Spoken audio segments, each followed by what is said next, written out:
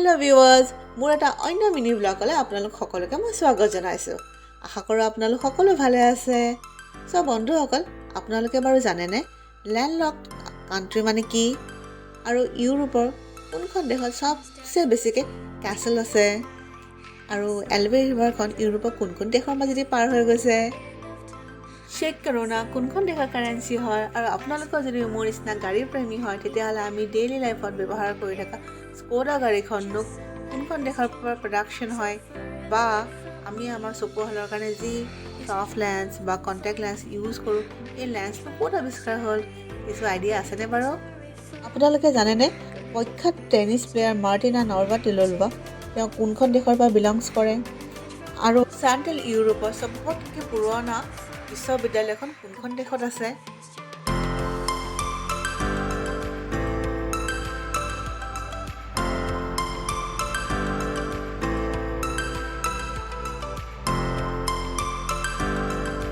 চ' viewers, মই Pehli নুবুজাই direct গুৰি কথালৈকে আহোঁ।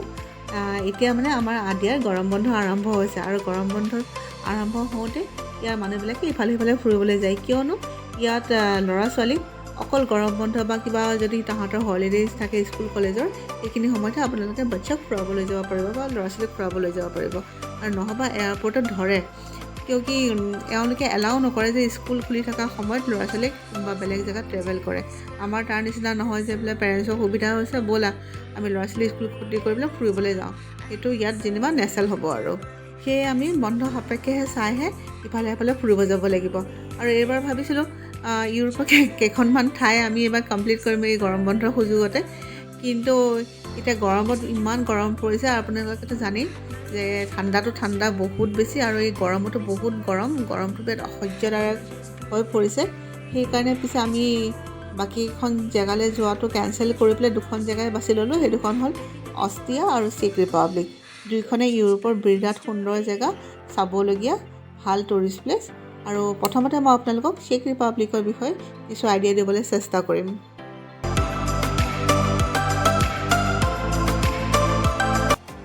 বিশ্বৰ এখন সুৰক্ষিত, প্ৰসিদ্ধ আৰু সৌন্দৰ্য ভৰপূৰ দেশলৈ আপোনালোক সকলোকে মই স্বাগত জনাইছোঁ। ৱেলকাম টু দ্য চেক ৰিপাব্লিক। আৰু এই চেক ৰিপাব্লিকৰ কেপিটেল হ'ল প্ৰাগ, আৰু প্ৰাগৰ আন এটা নাম হ'ল প্ৰাহা। ইয়াৰ বাহিৰেও এই দেশখনৰ বিভিন্ন নাম আছে, যেনেকৈ the heart of Europe, the golden city. বিভিন্নজনে এই দেশখনক বিভিন্ন নামেৰে নামাংকিত কৰিছে। চেণ্ট্ৰেল ইউৰোপৰ এই প্ৰখ্যাত আৰু সুন্দৰ দেশখনক লেণ্ডলকড কাণ্ট্ৰি বুলিও কোৱা হয়, কিয় কি এই দেশখনক চাৰিওফালৰ পৰা আগুৰি আছে জাৰ্মানী, শ্লোভাকিয়া, পলেণ্ড আৰু অষ্ট্ৰিয়াই। এই ভিউৱাৰ্ছ, এইকেইখন দেশক আপুনি চেক ৰিপাব্লিকৰ দাঁতি কাষৰীয়া বা ওচৰ চুবুৰীয়া দেশ বুলি ক'ব পাৰে।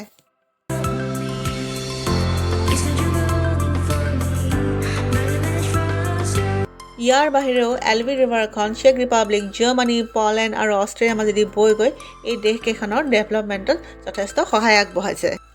চেক ৰিপাব্লিকৰ তেওঁলোকৰ মেইন অফিচিয়েল ভাষাটো হ'ল চেক বুলি কয়, আৰু তেওঁলোকৰ যোনটো কাৰেঞ্চি ইউজ কৰে সেইটো কয় চেক কৰোনা।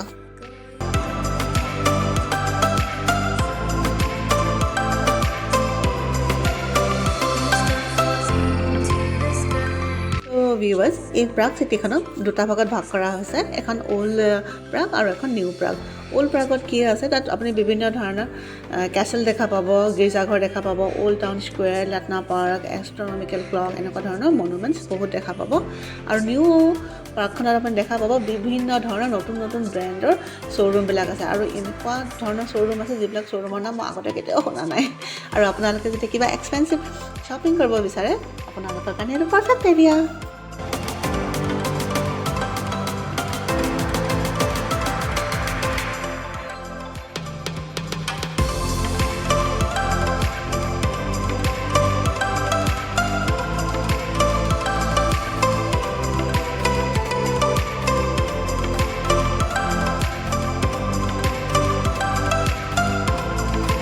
বাহিৰেও ধুনীয়া ধুনীয়া শ্বপিং এৰিয়া আছে, য'ত আপোনালোকে আপোনালোকৰ ইচ্ছা অনুসৰি শ্বপিং কৰিব পাৰে। তাৰ বাহিৰে ধুনীয়া ধুনীয়া ৰেষ্টুৰেণ্টবিলাক আছে, খোৱাৰো বহুতখিনি অপশ্যন আছে।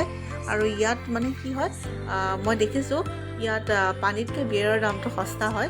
জাৰ্মানীত ৱাইনৰ দামটো সস্তা থাকে, কিন্তু চেক ৰিপাব্লিকত বিয়েৰ বহুত সস্তা আৰু ইয়াৰ মানুহে খুব যথেষ্ট পৰিমাণে বিয়েৰ খায়। সৰু সুৰা পাৰ্টিৰ পৰা আৰম্ভ কৰি ডাঙৰ পাৰ্টিলৈকে বিয়েৰ বোলা বস্তুটো বহুত বেছিকৈ তেওঁলোকে ইউজ কৰে।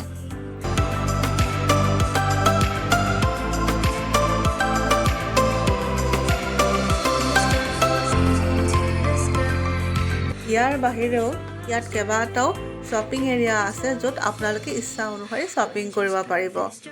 আৰু খোৱা বোৱাৰ কাৰণেও এওঁলোকে সুব্যৱস্থা কৰি থৈছে বা বহুত কেইখন ৰেষ্টুৰেণ্ট দেখা পাইছোঁ। ইনফেক্ট মই ইণ্ডিয়ান ৰেষ্টুৰেণ্টো দেখা পাইছোঁ আৰু মই ইণ্ডিয়ান ৰেষ্টুৰেণ্টত গৈ পেলাই খাইছোঁ, বিৰাট ধুনীয়া।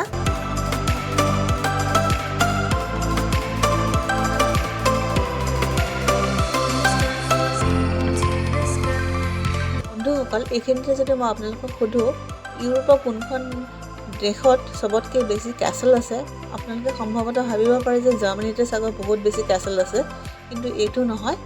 চেক ৰিপাব্লিকত 2000তকৈ বেছি কেচল দেখা পোৱা যায়।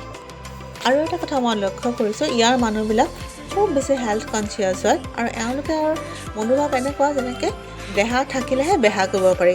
আৰু সেয়ে আপোনালোকে দেখা পাব ৰাতিপুৱা গধূলি বা যোনে যেনেকুৱা সময়ত টাইম পায় চবেই খোজকাঢ়ে বা দৌৰে বা এক্সাৰচাইজত বহুত বিজি থাকে। তেওঁলোকে বহুত হেল্থ কনচিয়াছ হয় আৰু বেছিভাগ মানুহে খোজকাঢ়ে নাইবা চাইকেল চলায়, গাড়ী বহুত কমেই মানুহে চলায়।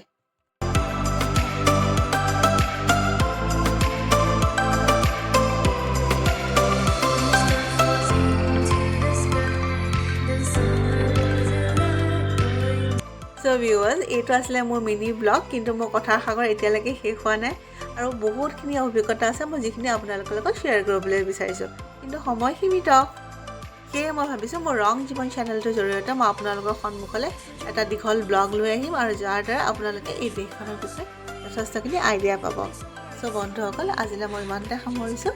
ধন্যবাদ।